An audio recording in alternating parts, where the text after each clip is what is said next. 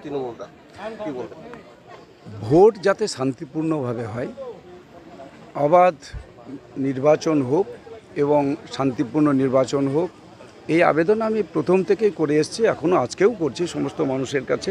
প্রত্যেকটা মানুষ তার নিজের ভোট নিজে দিন এবং শান্তি বজায় রাখুন।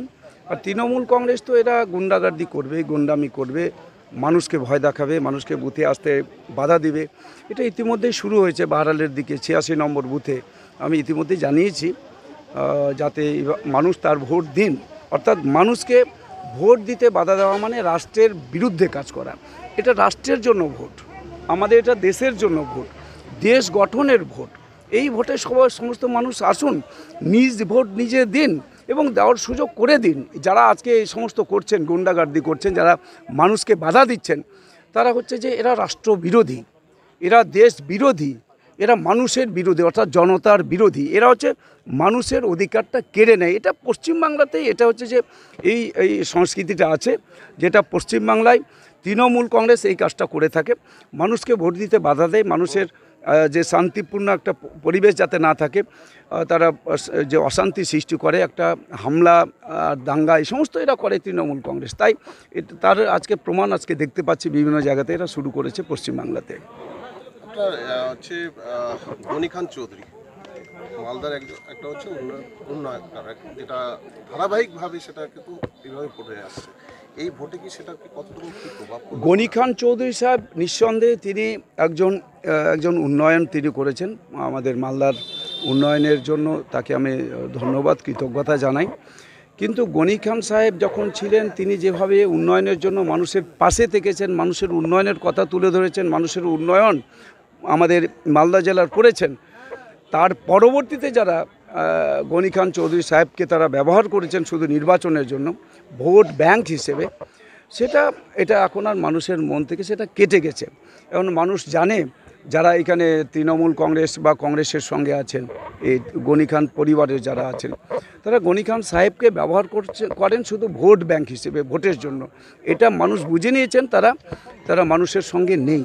যারা তৃণমূল কংগ্রেসের সঙ্গে আছেন বা কংগ্রেসের সঙ্গে আছেন, এরা মানুষের সঙ্গে নেই, মালদার উন্নয়নটাও ওরা চায় না। তাই মানুষ তৃণমূল কংগ্রেস এবং কংগ্রেসের বিরুদ্ধে ভোট দিবেন। এবং এখানে যে আমাদের দেশের প্রধানমন্ত্রী নরেন্দ্র মোদীজি যেভাবে সারা দেশের মানুষের কাছে আবেদন রেখেছেন, আমাদের দেশের 140 কোটি মানুষ হচ্ছেন তার পরিবার, অর্থাৎ পরিবার হিসেবে আমরা সেবক হিসেবে, অর্থাৎ আমাদের দেশের প্রধানমন্ত্রী দেশের 140 কোটি মানুষের সেবক, ঠিক একইভাবে আমি একজন ভারতীয় জনতা পার্টির প্রার্থী হিসেবে আমি সেবক হিসেবে কাজ করতে চাই। আমাদের মালদা উত্তর লোকসভা কেন্দ্র এলাকার 17 লক্ষ মানুষ যারা ভোটার, তাদের প্রত্যেকটা মানুষের সেবা করার সুযোগ আমাকে যাতে করে দেন। আমি 2019-এ যেভাবে তাদের আশীর্বাদ পেয়েছিলাম, এবারও ঠিক একইভাবে তারা আশীর্বাদ করবেন এবং আরও বেশি মানুষের সমর্থন পাবো। আমি দেখেছি যে যেখানে যেখানে গেছি প্রচার করতে, মানুষ দলে দলে বেরিয়েছেন, আমাকে আশীর্বাদ করেছেন।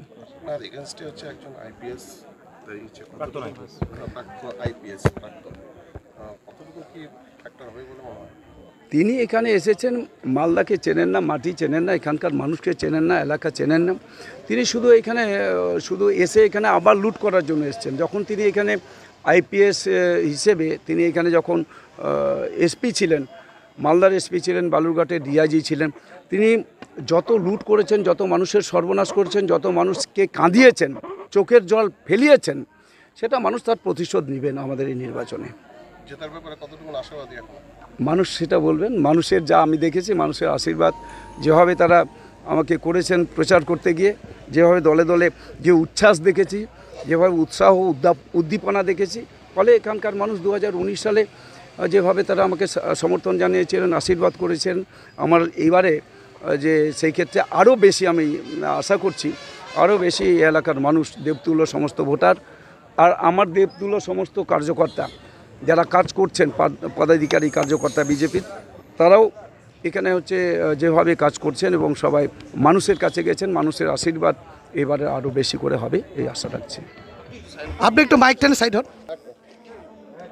ছবিটা